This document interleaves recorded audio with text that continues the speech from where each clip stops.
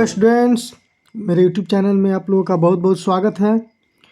आज प्रश्नावली 1.5 का क्वेश्चन नंबर 3 को देखेंगे। इसके पहले क्वेश्चन नंबर 2 तक मैंने सॉल्व कर दिया है, ठीक है। इसके पहले वाले वीडियो में आज क्वेश्चन नंबर 3, 4 और 5 को देखेंगे, ठीक है। चलिए इसको समझने का प्रयास करते हैं। क्वेश्चन है कि आपको याद होगा कि पाई को एक वृत्त की परिधि, ठीक है, कह रहा है कि पाई को एक वृत्त की परिधि, मान लीजिए कि सी वृत्त की परिधि को सी से सूचित किया जाता है। वृत्त की परिधि सी और उसके व्यास मान लीजिए डी, माने व्यास को डी मान लीजिए, के अनुपात से परिभाषित किया जाता है, ठीक है। पाई को जो है परिधि और व्यास के अनुपात से परिभाषित किया जाता है, अर्थात पाई बराबर सी बाई डी है। यह इस तथ्य का अंतर विरोध करता हुआ प्रतीत होता है कि पाई अपरिमेय है, ठीक है। पाई क्या है? अपरिमेय है। इसका अंतर विरोध का निराकरण आप किस प्रकार करेंगे? मतलब यह पाई बराबर सी बाई डी तो होता है, लेकिन पाई एक अपरिमेय संख्या होता है। इसमें अंतर विरोध जो पैदा हो रहा है उसका निराकरण आप कैसे करेंगे, ठीक है। तो चलिए इसको समझ लेते हैं थोड़ा। तो देखिए क्वेश्चन हमारा कह रहा है कि मान लेते हैं, ध्यान से देखेंगे इसको। मान लीजिए अब वृत्त है, ठीक है, इसको समझेंगे। मान लेते हैं कि यह वृत्त है। अब वृत्त का जो बाहरी जो घेरा होता है, बाहरी जो लंबाई होती है, वृत्त की जो बाहरी लंबाई होती है वो उसको परिधि कहा जाता है, ठीक है। क्या कहा जाता है? परिधि। परिधि को सी से सूचित किया जाता है, ठीक है। और यहाँ केंद्र से इस परिधि को मिलाने वाली जो रेखा होती है, केंद्र से यहाँ से, इसको त्रिज्या बोलते हैं, ठीक है। इसको क्या बोलते हैं? त्रिज्या। यह हो जाता है त्रिज्या। त्रिज्या को आर से सूचित किया जाता है। इसका सेंटर पॉइंट मध्य बिंदु हो गया। अब इसको हम सीधे ही मिला देंगे, मतलब वृत्त के केंद्र से होकर के जो रेखा गुजरेगी यहाँ से और परिधि के दो बिंदुओं पर यह टच करेगी, ठीक है। वृत्त के परिधि के दो बिंदुओं पर टच कर रही है और केंद्र से होकर गुजर रही है, ठीक है। ध्यान देंगे, केंद्र से होकर गुजरेगी तो इस रेखा को परिधि कहा जाता है, व्यास कहा जाता है, सॉरी, ठीक है। इसे क्या कहा जाता है? व्यास। अर्थात तो ऐसी रेखा जो वृत्त के केंद्र से होकर गुजरती हो, ठीक है, और परिधि के दो बिंदुओं पर आकर टच करती हो और केंद्र से होकर गुजरती हो तो वह व्यास कहलाता है। तो व्यास को डी से सूचित किया जाता है, ठीक है। इतना समझ गया? इतना समझ गया? त्रिज्या हो गया। वृत्त का जो बाहरी लंबाई होता है उसको परिधि कहा जाता है, और वृत्त के केंद्र से होकर जो रेखा गुजरती है, जो वृत्त के परिधि के दो बिंदुओं पर मिलती है, उसे व्यास कहा जाता है, और वृत्त के केंद्र से होकर परिधि पर जो रेखा खींची जाती है उसे त्रिज्या कहा जाता है। तो देखिए क्वेश्चन में हमारा कह रहा है यहाँ कि पाई जो होता है, पाई वह परिधि बटा व्यास, ठीक है। पाई जो होता है परिधि और व्यास का अनुपात होता है, परिधि और व्यास का अनुपात। तो मान लेते हैं कि कोई संख्यात्मक मान होगा, परिधि का मान 2, 5, 6 कुछ भी होगा, और व्यास का भी मान कुछ होगा, कोई संख्यात्मक मान। तो मान लेते हैं कि परिधि जो है, परिधि का मान हम a मान लेते हैं, ठीक है, और व्यास हम b मान लेते हैं, तो a बटा b हो गया, ठीक है।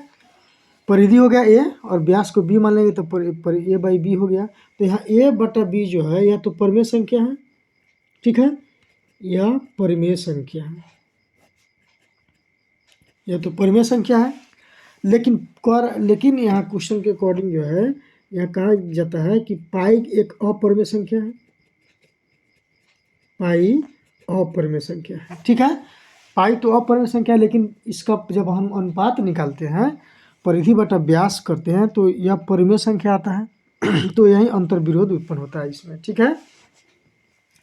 तो अगर हम मान लेते हैं कि यह कोई भी लंबाई है, मान लीजिए कि लंबाई है, ठीक है, यह रेखा है, इसकी लंबाई मान लेते हैं कि 5 सेंटीमीटर है, ठीक है। तो इसको हम स्केल की सहायता से अगर हम नापते हैं, ठीक है, स्केल की सहायता से इसको मापेंगे तो 5 सेंटीमीटर से कुछ कम या ज़्यादा भी हो सकता है, जो हमको जितना तक दिखाई देता है उतना तक हम इसको मापते हैं। स्केल की सहायता से पैमाना बैठा दिया गया है ना मापने का, कि इसको हम मापेंगे तो 5 सेंटीमीटर होगा, लेकिन वास्तव में यह ज़्यादा और कम भी हो सकता है इसका मान। ठीक है, या मान के चलते हैं कि ये 5 सेंटीमीटर, लेकिन यह अधिक भी हो सकता है और कम भी हो सकता है। तो पाई का मान जो वैज्ञानिकों ने निकाला है, उसका मान जो है दशमलव के कई स्थानों तक निकला। ठीक है, अर्थात वो अशांत रहा, इसलिए पाई को अपरिमेय संख्या कहा गया। ठीक है, यह अपरिमेय संख्या, इसीलिए इसको अपरिमेय संख्या कहा गया। इसका जो परिधि बटा व्यास ए बाई बी जो संख्यात्मक जो मान होगा, वह एक अनुमानतः लगभग अनुमानतः मान होगा, लेकिन पाई का जो ओरिजिनल जो मान है वह एक अपरिमेय संख्या ही है। पाई एक अपरिमेय संख्या ही होता है। ठीक है, तो यही अंतर्विरोध इसमें उत्पन्न हो रहा है।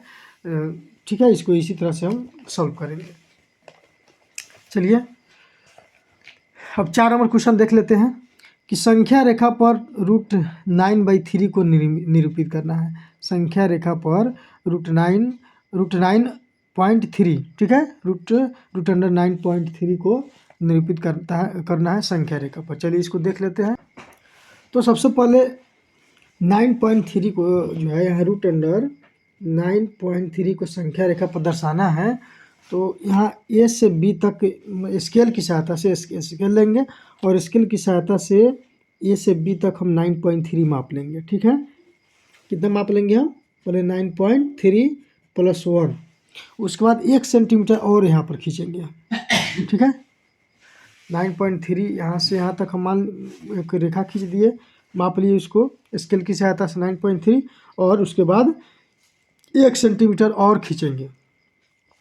1 सेंटीमीटर और यहाँ से यहाँ तक माप लेंगे और खींचेंगे इसको। ठीक है, तो चलिए उसके बाद जो है मान लीजिए 9.3 में एक जो है 1 सेंटीमीटर, टोटल AC का मान कितना हो जाएगा? यहाँ टोटल AC का मान हो जाएगा 10.3 सेंटीमीटर। ठीक है, टोटल AC का मान आ गया 10.3 सेंटीमीटर। अब इसका AC का जो है मध्य बिंदु क्या होगा? इसका मध्य बिंदु निकालेंगे, सेंटर पॉइंट। तो 10.3 है, तो इसका मध्य बिंदु निकालेंगे तो कितना आएगा? तो 10.3 में 2 से भाग देंगे। ठीक है, इसमें 2 से भाग देंगे हम, 2 × 5 = 10.15। ठीक है, कितना आ गया? 5.15। 10.3 में 2 से भाग देंगे तो 5.15 आ गया। तो 5.15 कहाँ आएगा? तो यहाँ से फिर हम यहाँ से माप लेंगे स्केल की सहायता से। मान लीजिए कि 5.15 यहाँ पर आ जा रहा है। ठीक है, यहाँ से यहाँ तक कितना है? 5.15 सेंटीमीटर। ठीक है, 5.15 सेंटीमीटर यहाँ से यहाँ तक आ गया। AB इसको 2 भागों में बांट दिए, पूरा 10.3 था, इसको 2 से भाग दिए तो आधा बट गया था। 5.15 यहाँ हो गया, 5.15 इधर आ जाएगा, 5.15 इधर आ गया। ठीक है, अब देखिए अब क्या करेंगे, इसको सेंटर मान करके, इसको केंद्र मान करके यहाँ से एक अर्धवृत्त खींचेंगे इस तरह से। ठीक है, एक अर्धवृत्त खींचेंगे हम।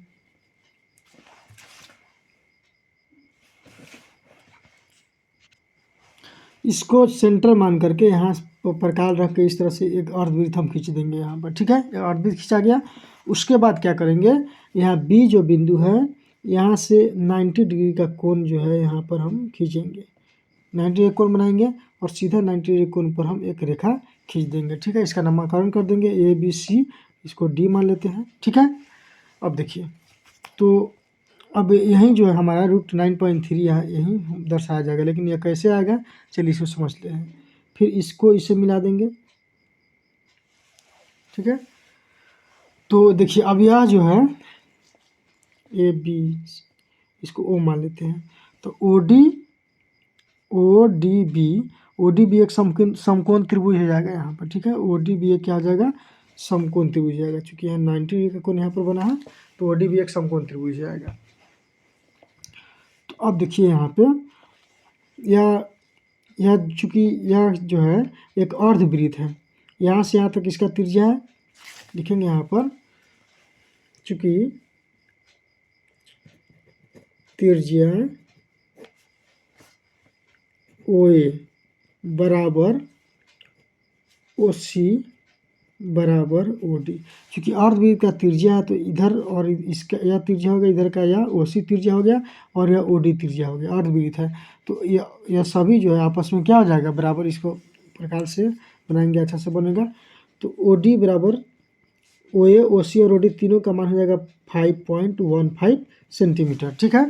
चूँकि त्रिज्या आपस में बराबर होती है तो यह 5 यहाँ पर है, इसका जितना मान होगा इतना ही मान इसका और इसका भी आएगा, ठीक है। चलिए, तो इसका मान आ गया 5.15 सेंटीमीटर। अच्छा, उसके बाद इसका जो अब मान लीजिए कि त्रिभुज ODB में चलते हैं, इसका मान हमको निकालना होगा, BD का मान या DB का मान हम निकालेंगे। कैसे निकालेंगे, तो अब OB का मान क्या होगा यहाँ पे, OB का मान तो देखिए यहाँ OC कितना है, पूरा OC जो है यह 5.15 है, क्योंकि यह 5.15 है, इसको भी दो भाग में बांटा गया है तो यह भी 5.15 हो जाएगा। लिखेंगे यहाँ पर OC बराबर 5.15 सेंटीमीटर, ठीक है। देखिए, अब हमको OB का मान निकालना है तो OC में से BC घटा देंगे, OC में से BC का मान जो है इसमें घटा देंगे तो OB का मान निकल जाएगा। फिर BC देखिए यहाँ पर,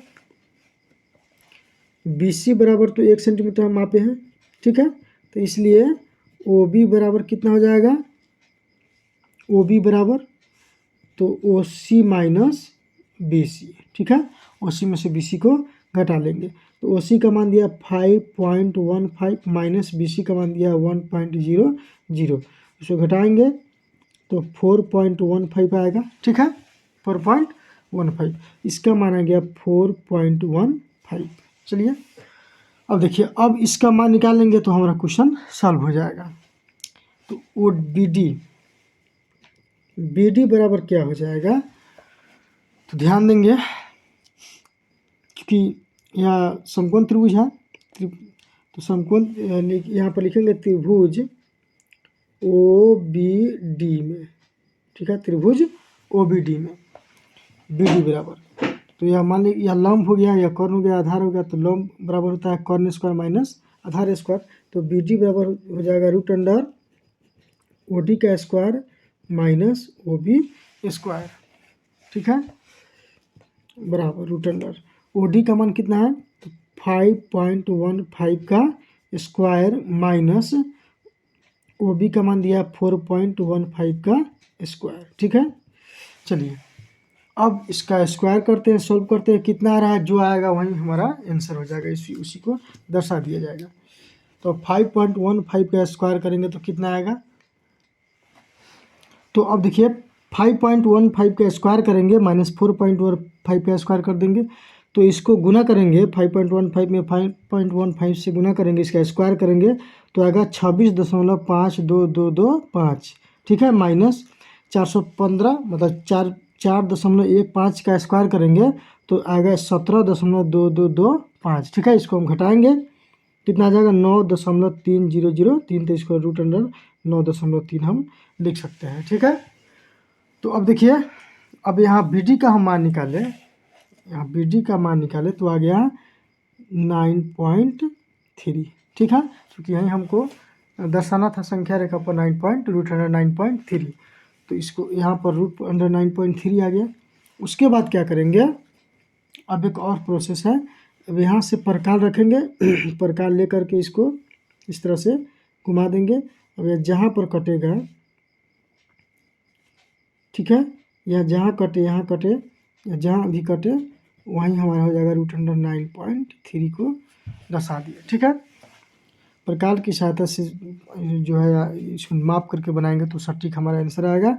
इसको प्रकार यहाँ से यहाँ प्रकार रखेंगे और इससे काट करके जहाँ पर कटेगा वहीं पर हमारा √9.3 हो जाएगा, ठीक है, उसी वहीं पर लिख देंगे। तो इस तरह से इस क्वेश्चन को सॉल्व कर लेंगे। ध्यान से देख लीजिए एक बार और। सबसे पहले हम ये B 9.3 खींचेंगे, उसके बाद 1 सेंटीमीटर और खींच देंगे, ठीक है, तो अब दोनों को जोड़ेंगे तो कितना हो जाएगा, कितना हो जाएगा यार 10.3। तो 10.3 है, तो उसके बाद इसका हाफ कर लिया, आधा कर लिया है, तो 10.3 में 2 से भाग देंगे तो आ जाएगा 5.15। तो 5.15 इसका आधा हो गया। अब इसका एक त्रिज्या यहाँ खींच देंगे, ठीक है। सबसे पहले एक समकोण त्रिभुज बना देंगे, समकोण त्रिभुज बनाने के बाद इसका त्रिज्या खींच देंगे, तो एक 90 डिग्री कोण यहाँ पर हम बना देंगे, तो एक समकोण त्रिभुज बन जाएगा, ठीक है। और यहाँ से हम अर्धवृत्त खींच देंगे। उसके बाद BD का यह जो BD है, BD का मान निकाल देंगे तो आएगा √9.3। अब इस यहाँ से प्रकाल रख करके घुमा देंगे, जहाँ पर कटेगा वही हमारा उसी को √9.3 से दर्शा देंगे, ठीक है।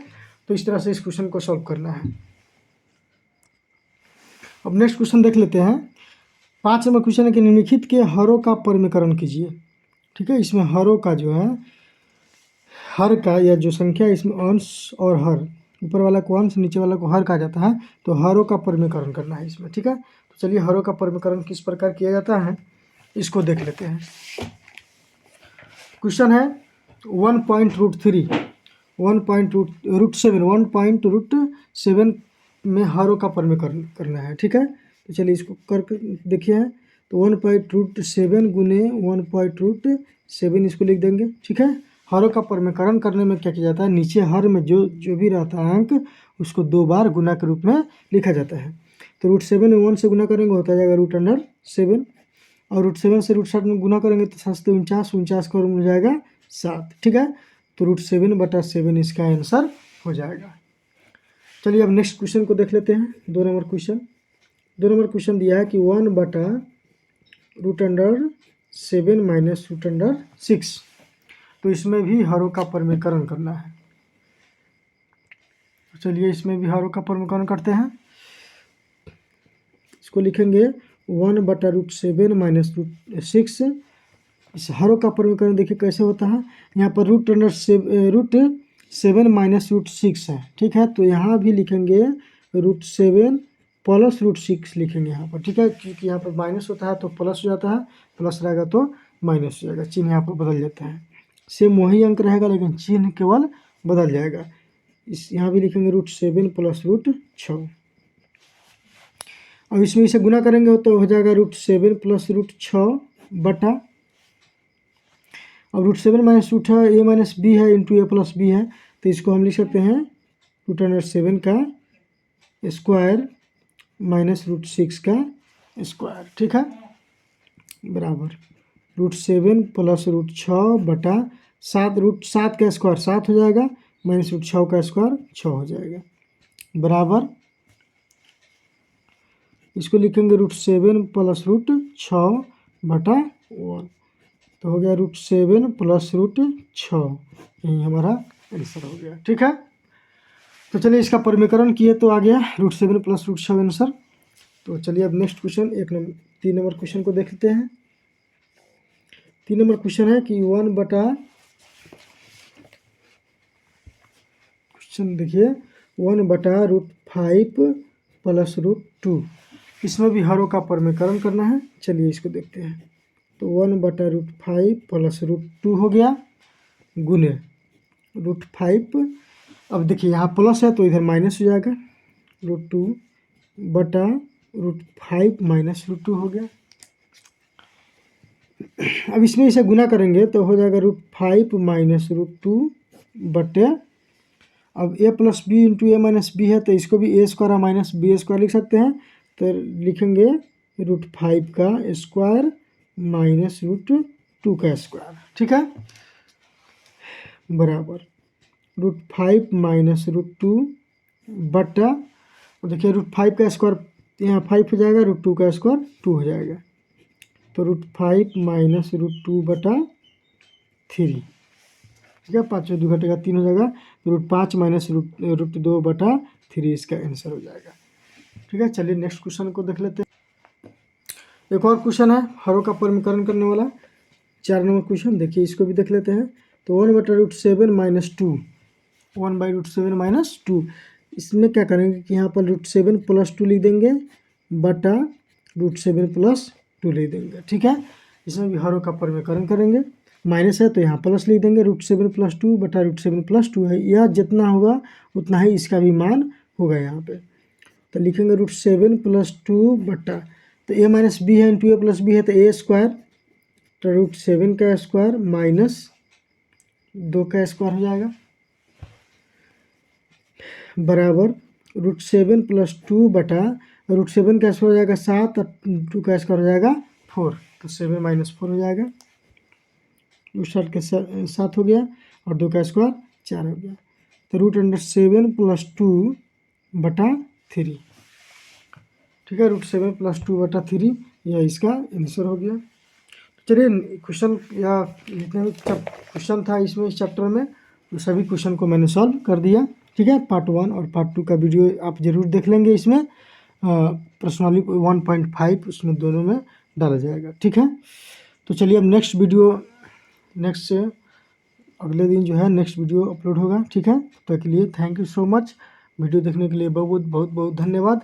अगर चैनल पर नया हो तो चैनल को सब्सक्राइब जरूर कर दीजिएगा, ठीक है, ताकि इसी तरह से अनेक नॉलेजेबल वीडियो जो है आप तक पहुंचता रहे। थैंक यू सो मच, फिर मिलेंगे नेक्स्ट वीडियो में।